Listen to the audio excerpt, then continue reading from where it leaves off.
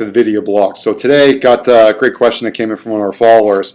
And that question is, do I need to Olympic lift to become a more explosive athlete, especially if I lack instruction on the proper technique of the lifts? So why this, in my opinion, becomes a great question and even a very debated topic as of recent because of the rise of popularity of the Olympic lifts for different reasons, is I think the use of the Olympic lifts and their variations have been so tied to tradition for decades that the mindset behind why they're used and even challenge it becomes very difficult. You know, when things come tied to tradition, they become difficult to change. And it's, I think, very easy for the status quo to essentially not give much thought to what it is that they're doing and why they're doing it, and simply kind of move forward. Because maybe if they understood otherwise, they might not like some of the answers that they hear.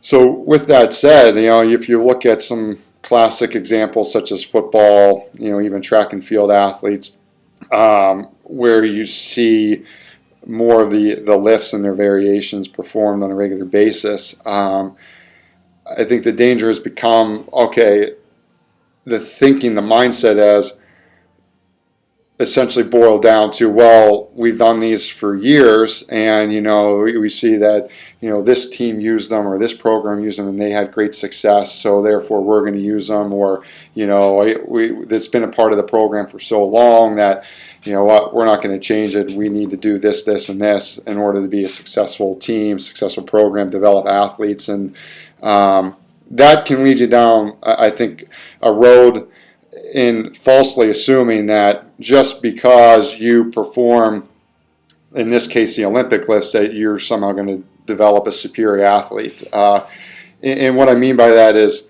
you know, it's as silly as thinking, okay, I'm going to go and we're going to look at what, say, some of the top programs in Division I football are doing, such as Ohio State. You know, you could look at even Alabama. You can look at, you know, whoever at the top of the rankings and say, you know what are they doing from a strength and conditioning standpoint? And once we understand that, let's go and plug that in. We'll take my alma mater, Ohio University Bobcats, as an example, and you think you're actually going to make them a national contender, you're going to actually have them compete on a national stage. You're false in thinking that, because simply put, Ohio doesn't get the athletes that an SEC school will or a Big Ten school will. So if you automatically are assuming that, oh, hey, let's find out what they're doing at Ohio State or at Alabama or LSU, and we're going to plug that in here, it's not going to work. Okay, I'm sorry, because you're just simply not getting the athletes. If all those programs are power cleaning and power snatching, that doesn't mean that you're going to plug it into another program and all of a sudden see tremendous athleticism from the kids that you're getting. Okay, so with that said, all right, so sometimes the mindset behind what you're doing and why you're doing it needs to be evaluated. Okay, then I am of the opinion, I'm kind of in that camp, says I don't think you need to Olympic lift with athletes. I feel that way for a few reasons. One, because I feel like outside of weightlifting or competitive events that involve the Olympic lifts, the application of Olympic lifting for the athlete becomes very general in nature. And I think, simply put, all you're looking at is trying to improve force production, explosive hip extension, reactivity, plyometric qualities, okay, which all of those can be developed in other means and may have greater dynamic correspondence to that athlete. Okay, dynamic correspondence being, from a movement perspective, what you see out of that athlete in competitive sense.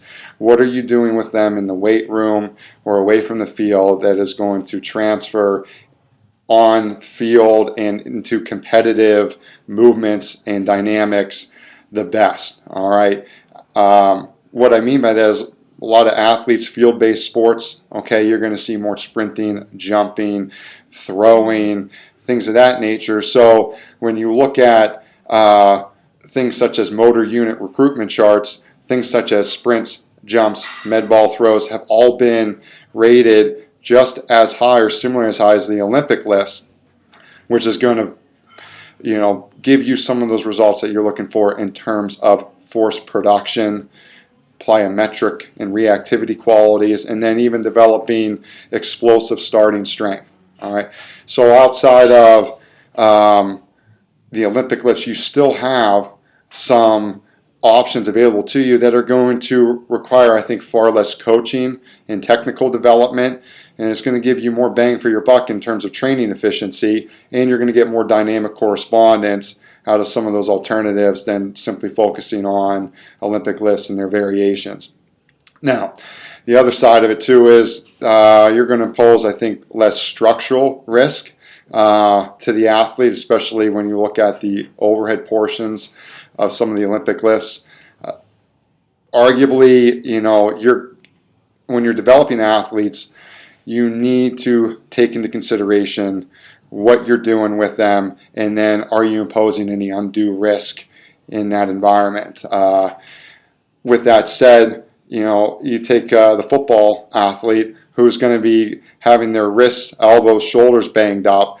I think, whether it's in-season applications or even post-season applications, a lot of them might look at you a little bit like you got your head backwards if you're going to have them try to do snatches, cleans, stuff like that, because those joints aren't going to tolerate that very well, especially if they're already taking a beating as it is. All right, so if you're looking at contact collision sport athletes, those alternatives such as sprints, med ball throws, jumps aren't going to impose as much of a undue risk and as much of unnecessary pounding to certain joints that are already getting beat up as it is. The other thing that's going to work favorably in the application of, in this case, developing an athlete, is you're going to teach them to kind of accelerate through a movement. All right, where with the barbell lifts, okay, at some point you have to decelerate the movement. Sprints, throws, jumps, you don't have to hold back. Essentially, there are some alternatives and variations to those that you can do to teach the athlete to accelerate through the full range of that motion, okay, or the movement that you're trying to train in that environment. So, all right, to sum up, do you need the Olympic lift? No.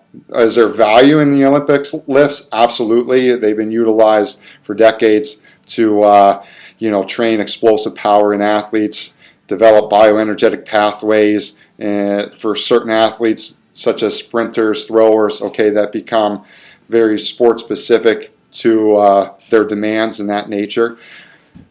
But outside of competitive weightlifting and certain competitive events, the application of those lifts are very general in nature. And again, if you're looking at trying to teach an athlete the Olympic lifts, and you're seeing, okay, they just have some structural imbalances and weaknesses in the low backs, hamstrings, glutes, could be forearm extensors, could be, the abdominal wall.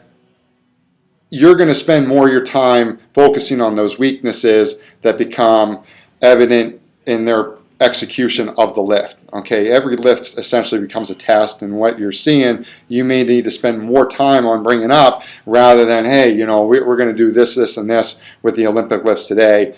From a coaching standpoint, that might be inappropriate for that athlete. So again, you might find greater amount of training efficiency and effectiveness in going different routes in your training rather than just simply falling in line with a traditional thought of, no, we have to do these lifts, we have to do these variations. All right, so keep in mind the other side of it too is these athletes that are utilizing them, don't mistake athletic success for training efficiency. All right, that can be a dangerous road to go down. Just because an athlete is using them and they are successful in what they do doesn't always mean that it's the right thing for you to do as a coach or as an athlete, and that you simply plugging that in might not be the most appropriate thing to do. maybe some things and components from that program that you can learn from, and you can plug in. But simply just plugging in without a whole lot of thought as to why, again, may not be the most. I know this one has been a little bit long, so I'll wrap it up. I really appreciate you guys listening. Hope this helps answer some of these questions that, not only that our follower, but some of you else might have regarding the Olympic lifts. So think about what you're doing, why you're doing it, and always know that there's possibly better alternatives out there to give you the qualities that you're looking for in your training program.